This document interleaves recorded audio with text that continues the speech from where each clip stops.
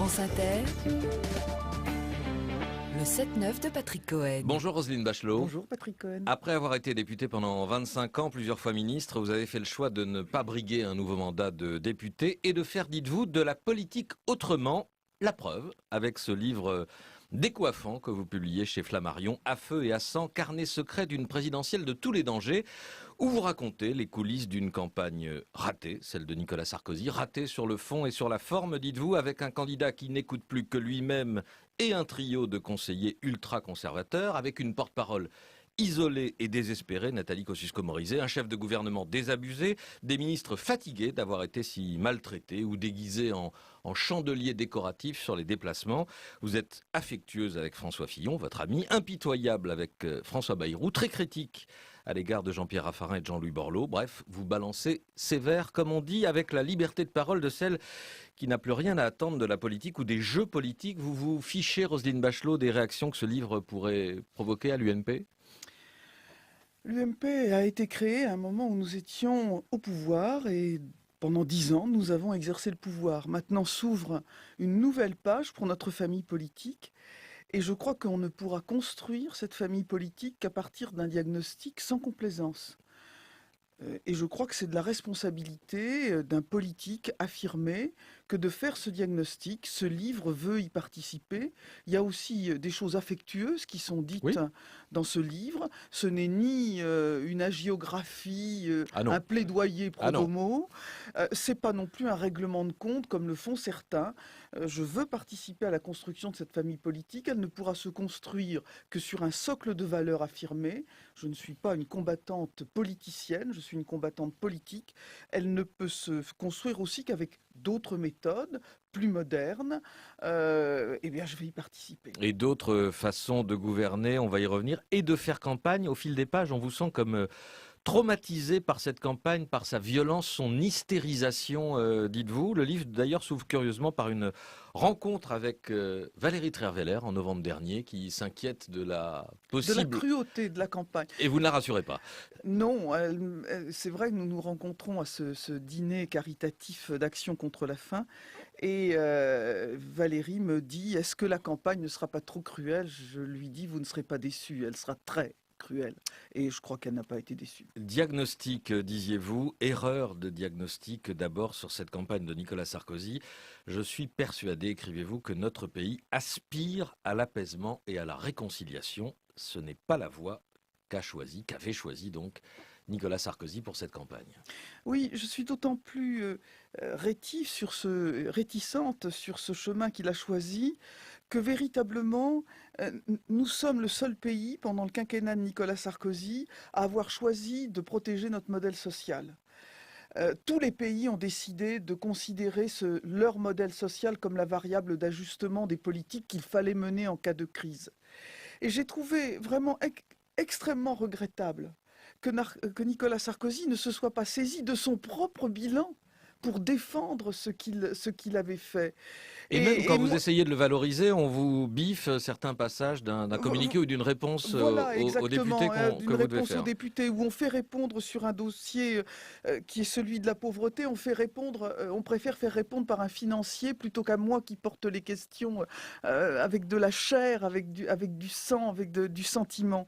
Donc véritablement, je pense que Nicolas Sarkozy est passé à côté d'une belle campagne, et quand on voit qu'il a finalement presque frôlé la victoire, on se dit quel dommage, quel dommage d'avoir pratiquement eu honte de son bilan social. Alors vous le disiez, il n'y a pas de procès, en tout cas sur le quinquennat de Nicolas Sarkozy, vous faites l'éloge de son bilan, mais s'il y a un procès, c'est celui de ses conseillers, de ceux qui ont orienté sa campagne et qui ont entièrement déterminé l'axe de ses arguments, de son argumentaire, de ses discours. Je voudrais citer un passage de votre livre où vous parlez des âmes noires. Les conseillers de Nicolas Sarkozy ont fait le vide autour de lui, ce qui renforce le comportement du président ces dernières années, autocentré, envahissant, qui nie les autres ou les oublie.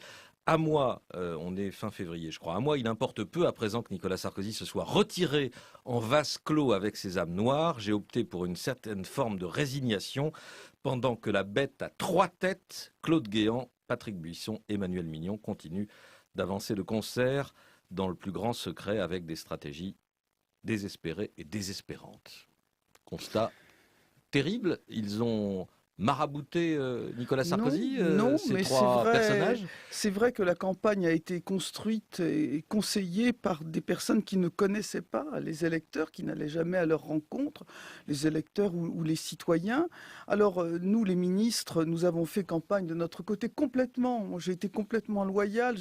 J'ai fait pas moins de 140 réunions, déplacements pendant l'année 2011 pour porter la campagne, non pas la campagne, mais pour porter la politique de Nicolas Sarkozy. Mais Pendant chacun les faisait ce 2 qu'il mois, voulait. Vous dites que voilà, pendant les le 2 QG mois n'était qui pas ont au courant. précédé l'élection, j'ai fait pas moins de 40 réunions et meetings, mais véritablement, on avait le sentiment de ne pas pouvoir accéder au président de la République, et ceci a été dommageable, oui, et en particulier de la part d'une ministre comme moi qui portait les politiques sociales de ce gouvernement et de ce quinquennat. Une droitisation qui vous hérisse, dites-vous, et vous n'êtes pas la seule. Le 14 mars, discours de Nicolas Sarkozy devant les parlementaires où il confirme ce que vous appelez l'inclinaison droitière de sa campagne. Alain Juppé est assis à vos côtés et il vous dit « Il a complètement tort, mais nous ne pouvons pas le dire ». Ils sont nombreux dans ce cas-là à l'UMP ? J'ai le sentiment que nous sommes un certain nombre. J'ai entendu, bien sûr, Bruno Le Maire, j'ai entendu François Baroin. Je me situe complètement sur cette ligne. François Fillon ? François Fillon. Je l'ai dit d'ailleurs dans la campagne législative, avant même que les choses soient scellées. Chez un de vos confrères, j'ai dit que j'étais clairement pour le Front républicain et que voilà, la politique que je veux mener, c'est une politique sur un socle de valeurs. J'ai pris cette phrase dans mon livre, j'ai dit « Le Parti socialiste veut nous vaincre, le Front national veut nous tuer ». Et d'ailleurs, le résultat des législatives a été parfaitement clair. Tous ceux, toutes celles qui ont façayé dans leurs convictions l'ont durement payé. Les choses maintenant sont claires. Toute alliance, implicite ou explicite, avec le Front national, c'est le baiser de la mort. On peut avoir d'autres lectures aussi des législatives parce qu'elles montrent que ce n'est pas forcément la faute de Nicolas Sarkozy. Votre circonscription du Maine-et-Loire, qui était celle de votre père depuis 1968, elle a basculé à gauche dimanche dernier, Roselyne Bachelot. C'était une circonscription effectivement très difficile. Quand le général de Gaulle l'avait taillée en 1958, il avait laissé en quelque sorte la part du lion pour la gauche. Et c'est vrai que c'était la circonscription la plus fragile de Maine-et-Loire. Mon suppléant, député, Paul Jeannetot, a mené un vrai beau combat, mais c'est pas lui qui est en cause. Là, finalement, quand on regarde les résultats de la circonscription, on est sur le phénomène de glissement résultat de l'élection présidentielle. Il y a d'autres circonscriptions où on voit bien que le non-renouvellement de certains, je pense à la circonscription d'Hervé de Charette, par exemple, dans le Maine-et-Loire, où là, Nicolas Sarkozy était majoritaire à 55%, a été perdu parce que nous n'avons pas su renouveler, nous n'avons pas su féminiser. Voilà, c'est aussi à cela que je vais m'attacher. Un dernier aspect de votre livre, mais on va y revenir dans quelques minutes, c'est la rage qui vous saisit juste avant le second tour quand François Bayrou annonce qu'il va voter François Hollande. Et là, je vous cite encore une fois, « Rares sont les responsables politiques dont on peut dire qu'en 20 ans de carrière au premier plan, ils n'auront vraiment servi à rien. » C'est le cas de François Bayrou. Ni à l'Assemblée, ni à Pau, ni en Aquitaine, ni au ministère de l'Éducation, ni au Parlement européen, ni à la tête des 4 partis centristes qu'il a présidés puis détruits. Après 3 défaites à des présidentielles, son bilan est un champ de ruines. Pas une œuvre, pas une loi, pas un projet collectif, pas même un grand discours. Le drame de Bayrou, oui, c'est qu'il ne sert juste à rien. C'était sous le coup de la colère ou vous le pensez encore ? Non, c'est une analyse qui est d'autant plus forte que je suis d'un département où la famille centriste existe. Elle est structurante dans notre famille politique. Il y a un vrai corpus centriste. Avoir une vision atlantique, avoir une vision fédéraliste européenne, une philosophie démocrate chrétienne, et puis croire dans les corps intermédiaires, dans la décentralisation. François Bayrou ne s'est appuyé sur aucune de ces valeurs. Et la destruction de la famille du centre, qu'il a en fait patiemment et systématiquement organisée, est un drame pour notre famille politique. Et véritablement, oui, j'en veux beaucoup à François Bayrou. Il a achevé ça par ce ralliement à François Hollande qui est absurde. et que nous payons évidemment sévèrement. Vous parlez d'une putasserie dans le livre. Je Ne maintiens. baissez pas la tête, les yeux. Vous l'avez écrit, Roselyne Bachelot. Je On vous revendique. retrouve dans quelques minutes avec les questions des auditeurs de France Inter.